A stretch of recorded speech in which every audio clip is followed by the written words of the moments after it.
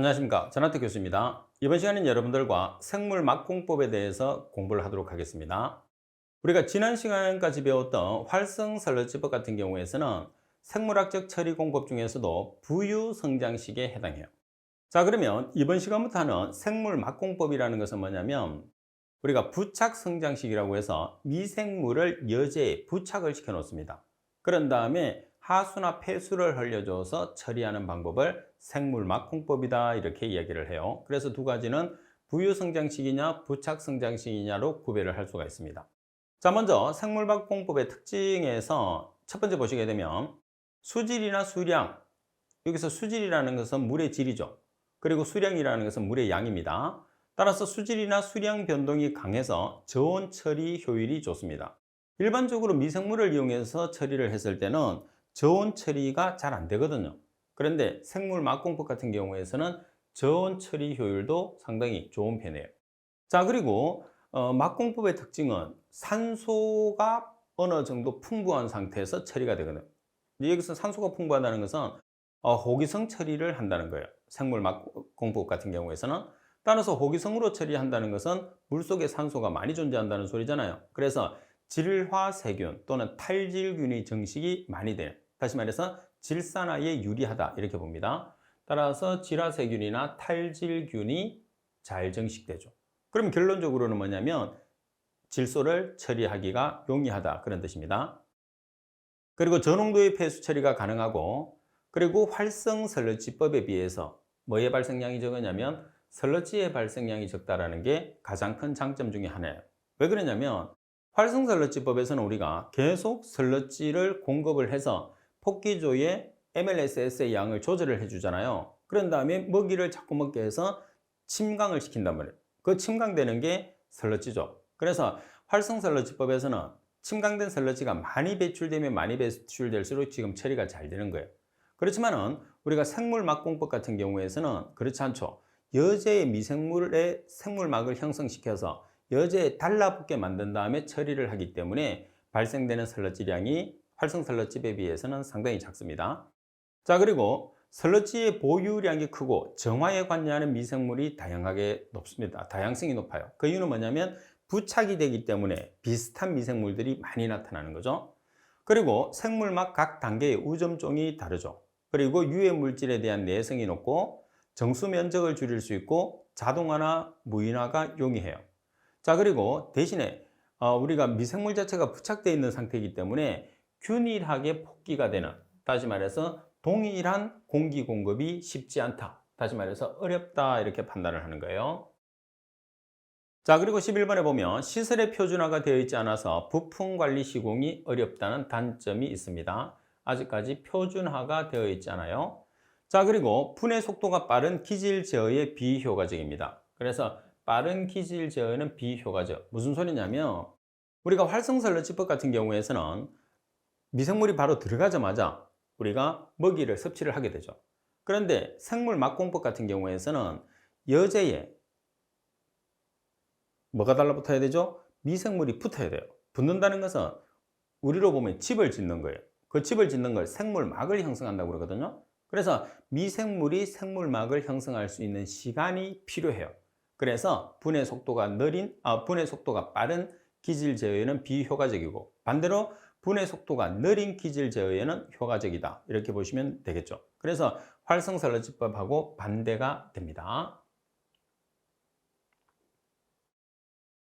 자, 예제를 보시게 되면 하수 처리의 생물막법의 효과적인 적용이 필요한 경우로 틀린 것은 어느 것인가? 가번에 특수한 기능을 가진 미생물을 반응조 내에 고정화해야 할 필요가 있는 경우. 자, 그리고 나번 정식 속도가 빨라서 고정화하지 않으면 미생물의 유출 농도를 제어할 수 없는 경우. 정식 속도가 빠른 경우는 말씀드린 것처럼 부유 성장식에서 처리를 해야 되죠. 다시 말해서 나번 같은 경우에서는 활성설러지법을 이용을 해야 됩니다.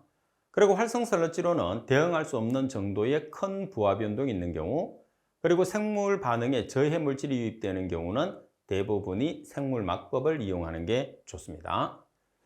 자, 그리고 여러분들 세 번째 보시게 되면 제가 넘어가는 부분은 여러분들이 한 번씩 읽어보고 그대로 넘어가셔도 돼요.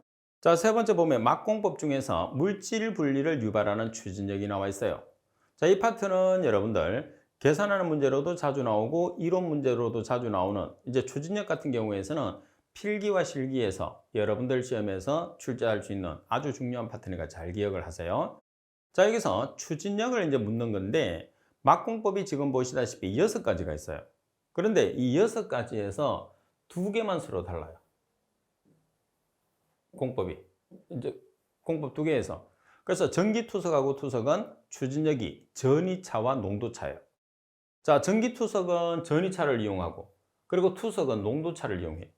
다른 나머지는 전부 다 뭐가 있어요? 여과예요, 여과. 삼투를 필요해서 역삼투, 여과, 여과, 여과. 그래서 역삼투법, 한해여과, 나노여과, 정밀여과가 있는데 전기투석과 투석을 제외한 나머지는 전부 다 정수합차. 그래서 여러분들이 기억을 했을 때 전기투석은 전이차, 투석은 농도차, 나머지는 정수합차 또는 정합차라고 생각을 해서 이 문제는 절대로 틀리면 안 돼요. 그래서 여러분들이 반드시 숙지를 해서 꼭 맞춰 주셔야 됩니다. 시험에서 상당히 잘 나옵니다.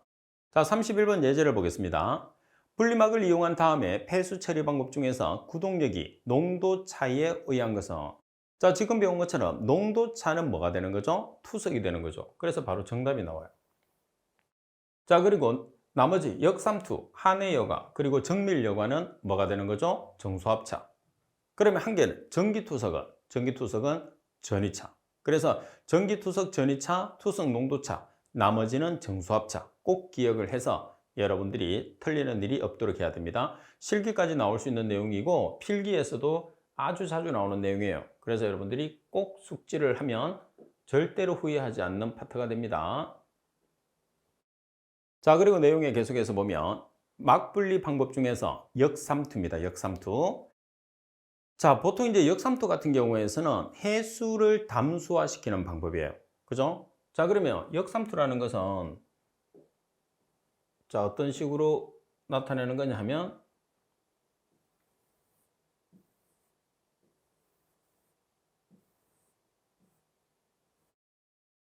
자, 여기에 반투막을 설치를 해요.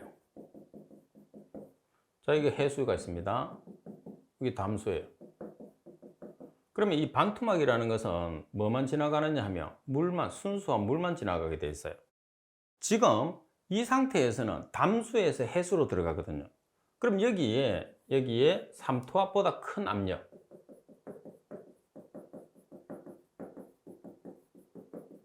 큰 압력을 가해줘요. 그러면 해수에 있는 H2O가 담수로 이동하죠. 그래서 해수를 담수로 만드는 시스템을 역삼투라고 이야기를 합니다. 자, 1번의 내용에 보면 셀룰로스 아세테이트로 만든 막이 널리 사용되면서 비교적 단단합니다. 그리고 가장 중요한 것은 지금 살펴본 것처럼 구동력은 정수합차예요.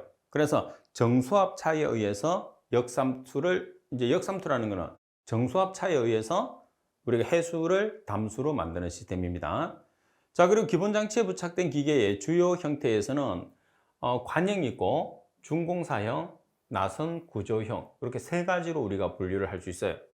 자, 그리고 역삼투 방법에서 분리 형태, 다시 말해서 해수를 담수로 분리하는 형태는 뭐냐면 용해 확산이 분리 형태가 됩니다. 자, 그리고 해수를 담수하는데 가장 많이 사용하는 방법이에요. 그리고 막 교환에 드는 비용은 막공법 운영 소비 비용에서 많은 부분을 차지한다. 당연하죠. 막을 교환하는 게 절대적으로 비용이 많이 가는 부분이죠. 그래서 막공법에서는 막 교환이 가장 중요합니다. 자, 결론적으로 역삼투에서는 구동력은 정수합, 그리고 분리 형태는 용해 확산이라는 것을 꼭 기억을 할 수 있도록 하십시오. 자, 문제 32번을 보겠습니다. 32번을 보시게 되면 역삼투 막분리 방법에 관한 내용과 가장 거리가 먼 것은 가변의 셀룰로스 아세테이트로 만든 막이 널리 사용되며 비교적 단단하다. 나번 용질의 농도 차로 선택적 투과막을 통과한 용액 내 용질을 분리시킨다고 그랬어요. 자, 우리가 지금 구동력이 뭐라고 그랬어요? 농도 차이가 아니라 뭐죠? 정수합차죠, 정수합차. 구동력은 정수합차가 되기 때문에 나번의 설명이 틀렸어요. 답은 기본 장치에 부착된 기계의 주요 형태는 관형, 준공사형, 나성 구조형으로 분류할 수 있고요. 그 다음 막 교환에 드는 비용은 막공법 운영 소요 비용의 많은 부분을 차지하게 된다. 따라서 설명이 잘못된 것은 나번이 정답이 됩니다. 자, 그리고 5번. 막분리 방법 중에서 정밀여과입니다. 자, 분리 형태는 포화 사이즈 및 협착 현상에 기인한 체거름이 분리 형태입니다. 자, 분리 형태는 체거름이에요. 자, 그리고 체거름이라는 게 뭐냐면 여과라는 뜻이에요. 여과, 필터링을 한다는 뜻입니다. 그리고 구동력은 당연히 뭐가 되는 거죠? 정수합차. 꼭 기억을 해야 됩니다. 자, 그래서 정수합차이면서 그리고 주로 이제 뭐를 할 때 사용을 하느냐면 초순수물을 제조할 때 주로 씁니다. 그 다음 무균수, 그리고 식품의 무균여과. 주로 전자공업에서 초순수 제조나 무균수, 그리고 무균여과에 적용하는 게 정밀여과라는 거. 그리고 대칭형 다공성막 형태입니다. 대칭형이에요. 자, 그리고 포화 사이즈의 크기는 0.1에서 10마이크로미터 정도. 그러면 정밀여과에서는 여러분들이 반드시 기억을 해야 되는 부분이 두 번째, 구동력, 정수압. 그리고 네 번째, 대칭형 다공성 형태라는 거. 만약에 이제 정답을 출제했을 때 구동력을 바꿔서 정답을 출제하든지 아니면은 대칭형 대신에 비대칭형을 이제 출제를 해서 오답으로 내는 경우 또는 이 전체를 예제 33번처럼 전체를 설명한 다음에 어떤 방법이냐 이렇게 문제가 세 가지 유형으로 출제될 수 있습니다. 자, 문제 33번에 보면 다음에 설명한 분리 방법으로 가장 적합한 것은 막 형태는 대칭형 다공성막입니다. 구동력은 정수합차, 분리 형태는 포화 사이즈 및 협착 현상에 기인한 체그럼, 적용 분야는 전자공업의 초순수 제조, 무균수 제조, 식품의 무균여과입니다. 그래서 정답은 정밀여과라는 것을 우리가 알 수가 있는 거죠. 따라서 답번이 정답이 됩니다.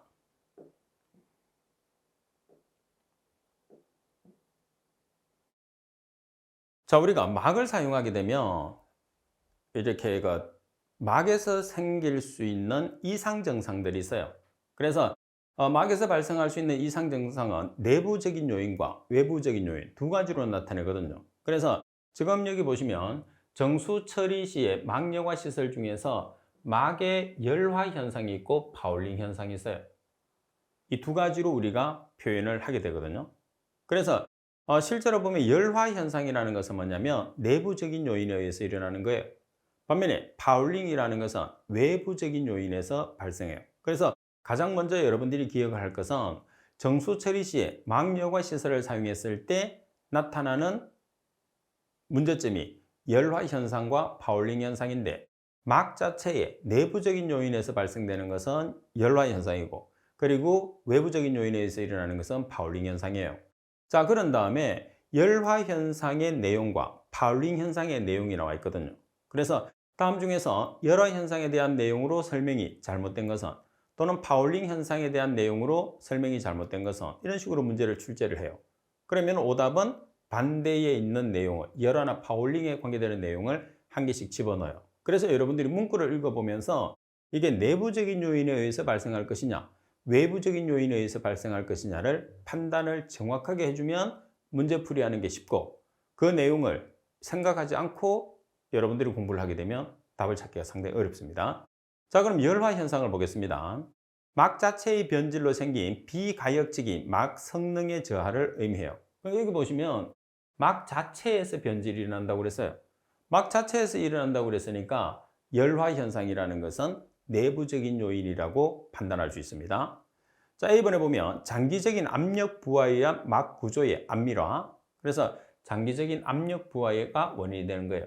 그 다음 원수 중에 고형물이나 진동에 의한 막면의 상처나 마모, 파단에 의해서 발생할 수 있어요. 자, 그리고 건조되거나 수축으로 인한 막 구조에 비가역적인 변화가 발생할 수 있어요. 그리고 막이 pH나 온도 등의 작용에 의해서 분해가 일어날 수 있죠. 그리고 산화제에 의한 막재질의 특성 변화나 분해, 그리고 미생물과 막재질의 자화 또는 분비물의 작용에 의한 변화가 있을 수 있어요. 그래서 이런 A에서 F번까지는 모든 변화 자체가 내부적인 요인에 의해서 발생되는 열화 현상이라는 것을 반드시 여러분들이 구별을 해 주셔야 됩니다. 자, 그리고 파울링입니다. 자, 파울링이라는 것은 막 자체의 변질이 아닌 외적인 인자에 의해서 생긴 막 성능의 저하입니다. 그래서 외부적인 인자의 요인으로 발생을 했어요. 자, 내용에 보면 막의 다공질부의 협착, 석출, 포착에 의한 폐색입니다. 자, 폐색이라는 것은 막히는 걸 의미하죠. 따라서 이거는 막히는 것은 외부적인 요인입니다. 그 다음 막 모듈의 공급 유로 또는 여과수 유로가 고형물로 폐색되어서 흐르지 않는 상태. 고형물로서 폐색이 됐다는 소리는 고형물에 의해서 막혔다는 소리가 되겠죠. 그 다음 농축으로 인해서 남분해성 물질이 용해도를 초과해서 막면에 석출된 경우. 그래서 이 세 가지 경우는 외부적인 요인에서 발생했기 때문에 파울링 현상의 내용이다 이렇게 보는 거죠. 그래서 계속 강조하는 내용이겠지만은 우리는 답을 맞추는 게 중요하죠. 그래서 열화 현상과 파울링 현상의 내용을 꼭 숙지를 해서 절대로 틀리면 안 됩니다. 자, 문제 34번에 보면 막여과 시설에서 막 모듈의 열화에 관한 설명으로 틀린 것은, 자, 여기서 열화에 대한 설명이에요. 그럼 열화에 대한 설명이라고 하면 파울링에 대한 설명이 오답이 될 가능성이 상당히 높아요. 그 다음에 열화라 하면 우리가 막의 내부적인 요인에 의해서 발생되는 겁니다. 미생물과 막재질의 자화 또는 분비물의 작용에 의한 변화, 그리고 산화제에 의해서 막재질의 특성 변화나 분해, 건조되거나 수축으로 인한 막 구조의 비가역적인 변화, 그리고 응집제 투입에 따른 막 모듈의 공급 유료가 고형물로 폐색된 경우. 자, 고형물로 폐색됐는데 이건 또 답 찾기가 쉬운 게 여기 보면 뭐를 투입을 했어요? 응집제를 투입을 했어요. 응집제를 투입하니까 그 응집제에 의해서 관 자체가 막힌 거야. 그럼 내부적인 요인이 아니죠, 이거는. 뭐예요? 외부적인 요인이에요. 외부적인 요인이니까 열화가 아니고 파울링이 되는 거죠. 따라서 정답은 라번이 되는 거예요. 그래서 여러분들이 답을 찾았을 때도 여러분들이 비교를 해가면서 외부냐 내부냐를 한 번씩 조금만 생각하면 다 맞출 수 있습니다. 자, 이게 우리가 막공법에 해당하는 1호 문제고, 자, 그 다음에 계산하는 문제예요. 막의 면적 계산. 따라서 이 막의 면적을 계산하는 문제 같은 경우에서는 여러분들 실기 문제로도 상당히 자주 나올 수가 있어요. 실기 문제로도 자주 나올 수 있으니까 반드시 여러분들이 맞춰야 된다, 그런 뜻입니다. 자, 막의 면적을 계산을 했을 때 우리가 계산하는 막의 면적은 뭐를 계산하느냐면 25도씨에 해당하는 막의 면적을 계산을 하든지 아니면 10도씨에 해당하는 막의 면적을 계산하든지 두 개 중에 한 개를 계산해요. 그러면 우리가 보통 A를 뭐라고 했죠? 면적을 나타내죠. 그러면 25도씨에 해당하는 막의 면적은 A25도로 표현을 해요. 자, 그리고 10도씨에 해당하는 막의 면적은 A10도씨로 표현합니다. 자, 여기서 가장 기본이 되는 면적은 25도씨에 해당하는 막의 면적이에요. 그래서 25도씨에 해당하는 막의 면적을 잘 기억을 해야 돼요. 왜 그러냐면 10도씨에 해당하는 막의 면적은 공식이 주어져요. 다시 말해서 계수가 주어져요. 우리가 10도씨에 해당하는 막의 면적은 여러분들이 계산한 25도씨에 해당하는 막의 면적 곱하기 계수거든요. 그래서 그 계수가 시험상에서 주어져요. 어떻게? 10도씨의 막의 면적은 25도씨 막의 면적이 몇 배다? 아니면은 지금 이렇게 주어지는 거 1.58 곱하기 A25도씨 이렇게 주어져요. 그러니까 10도씨에 해당하는 막의 면적은 여러분들이 신경 쓸 필요가 없어요, 공식을. 오로지 25도씨에 해당하는 막의 면적을 신경을 쓰시면 돼요. 그러면 25도씨 막의 면적에서 Q 유량이라는 것은 주어져요. 그럼 우리가 뭐만 계산하면 되느냐 하면 QF라는 값만 맞추면 돼요. QF라는 게 뭐냐면 유출 수량입니다. 유출 수량. 근데 유출 수량도 여러분들이 계산을 했을 때 이 유출 수량이라는 것은 단위가 리터 퍼 제곱미터 데이거든요. 그럼 이 단위의 주 단위는 뭐냐면 막의 확산 계수예요. 막의 확산 계수가 리터 퍼 제곱미터 데이 킬로파스칼의 단위를 가지거든요. 그럼 여기에서 어떤 단위만 남겨두면 되죠? 리터, 제곱미터, 데이. 그럼 어떤 단위만 없애면 돼요? 킬로파스칼만 없으면 돼요. 킬로파스칼이 뭐의 단위냐 하면 압력의 단위예요. 그래서 여러분들 시험에서 델타 P라는 압력차와 델타 파이라는 삼투압차가 주어져요. 그래서 그 두 개를 빼요. 어디서? 압력차가 큰 값이거든요. 그래서 압력 차이에서 삼투압 차이를 빼요. 빼서 어떻게 해주느냐? 막의 확산계수에 곱해줘요. 그러면 막의 확산계수에 곱해주면 그 값이 뭐가 되느냐 하면 유출 수량이 되는 거죠. 결론적으로 여기에서 델타 P에서 델타 파이를 뺀 다음에 이렇게 곱해줘요. 이 값이 킬로파스칼이거든요. 그럼 킬로파스칼 없어지면서 막의 확산계수가 유출 수량으로 바뀌게 되는 거죠. 그런 다음에 그 유출 수량을 우리가 유출 수량이 있는 어떤 단위를 만들어내느냐, 제곱미터를 살려내기 위해서 주어진 유량에서 계산된 유출 수량을 나눠주시면 돼요. 그러면 25도씨에 해당하는 막의 면적이 계산되고, 그 다음에 10도씨에 해당하는 막의 면적을 계산하시오. 그러면 25도씨 막의 면적의 몇 배를 곱하라고 계수값이 주어지든지 공식이 주어지거든요. 그래서 그 공식을 사용하든지 계수가 주어지면 그 계수를 곱하면 바로 25도씨에 해당하는 막의 면적이 10도씨에 해당하는 막의 면적으로 전환이 되는 거죠. 자, 그러면 우리가 문제를 통해서 살펴보시면 돼요.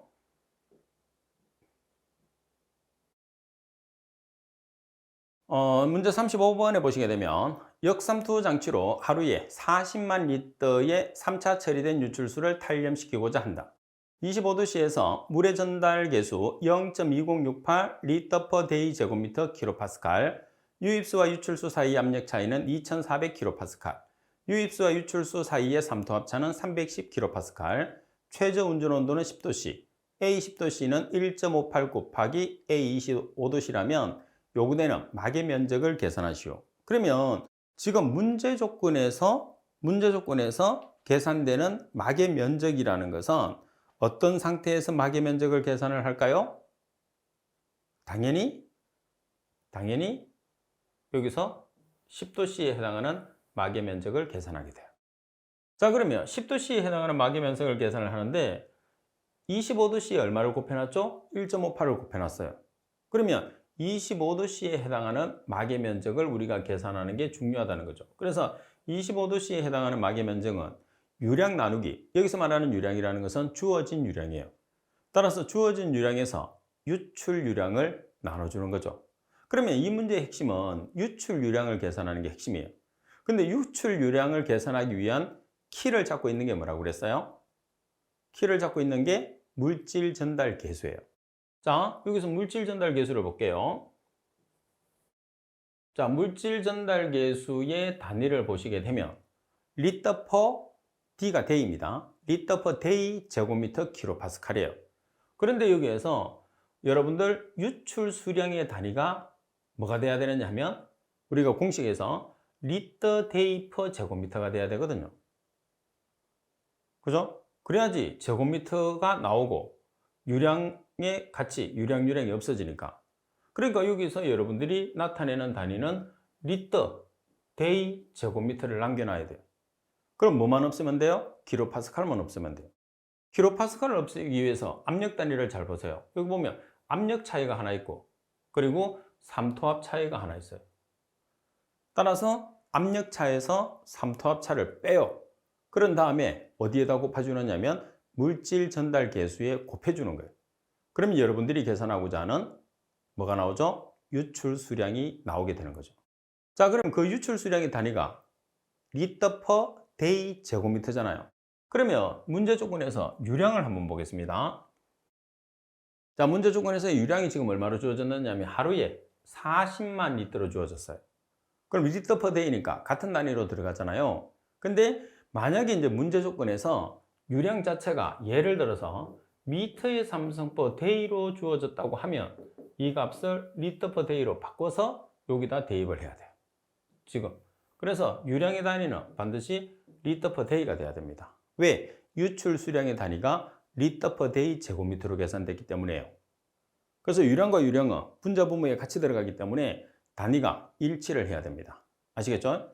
자, 그래서 유량이 지금 얼마냐면 40만 리터 퍼 데이로 주어졌어요.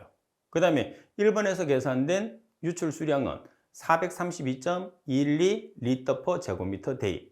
따라서 계산을 해보시면 얼마라는 값이 나오느냐 하면 925.47 제곱미터라는 값이 나왔어요. 자, 이 값은 뭐죠? A25도씨, 즉 25도씨에 해당하는 막의 면적이에요. 그러면 우리가 계산하고자 하는 것은 뭐예요? 10도씨에 해당하는 막의 면적이에요.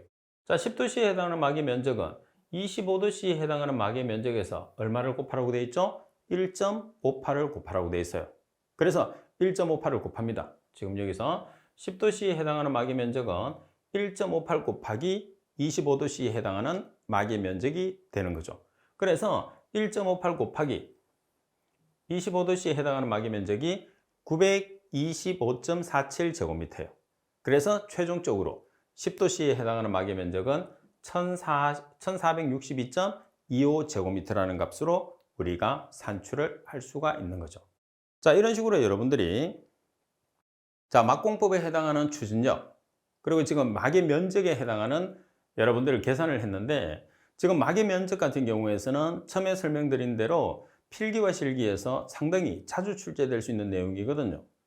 그래서 25도씨에 해당하는 막의 면적을 계산할 수도 있고 10도씨에 해당하는 막의 면적도 계산할 수 있는데, 가장 기본은 25도씨에 해당하는 막의 면적을 계산하는 것 중에서 QF라는 유출 수량을 계산하는 게 핵심이고, 그 유출 수량을 계산하기 위한 키포인트를 잡고 있는 게 물질 전달 계수라는 거. 그래서 단위를 잘 맞춰서 물질 전달 계수에 뭐를 곱하는 거죠? 삼투압 차와, 그리고 우리가 압력 차와 삼투압 차를 빼서 그 차이를 물질 전달 계수에 곱하면 바로 유출 수량이 된다는 것을 여러분들이 꼭 기억을 하고 계셔야 됩니다. 자, 이번 시간 수업은 이것으로 마치도록 하겠습니다. 수고하셨습니다.